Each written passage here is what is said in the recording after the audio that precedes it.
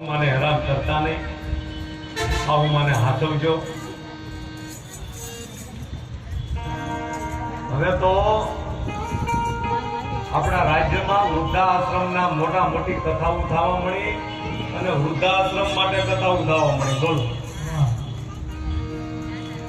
એટલે હવે સમજી જવાનું, હવે વધારે વૃદ્ધાશ્રમમાં જશે માણસ, એવું ને તો વૃદ્ધાશ્રમ બને ને મોટા નહીં.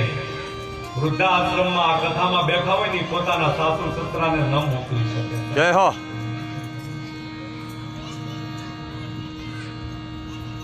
આજ વૃદ્ધાશ્રમમાં કોણ જાય છે વૃદ્ધાશ્રમમાં આજના જમાનામાં? કોઈના માતા પિતા ગયા ક્યારે વૃદ્ધાશ્રમમાં? નહીં, સાસુ સસરા જાય છે. જય હો, જય હો.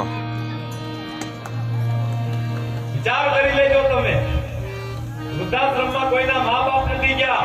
કોઈ એમ કે અમે અમારા મા બાપને વૃદ્ધાશ્રમમાં મોકલ્યા. વૃદ્ધાશ્રમમાં માત્ર સાસુ સસરા જાય છે. શા માટે? અને ભલે વૃદ્ધાશ્રમો માટે કથાઓ થાય, બધા મોટા વૃદ્ધાશ્રમ બનાવે, પણ આપણે એ બાજુ વળવું નથી. આપણે તો આપણા માવતર આપણા ઘરમાં હોવા જોઈએ, કારણ કે માવતર એ મોટું તીર્થ છે. આ જગતમાં જો કોઈ મોટામાં મોટું તીર્થ હોય ને તો એ માતા પિતા છે.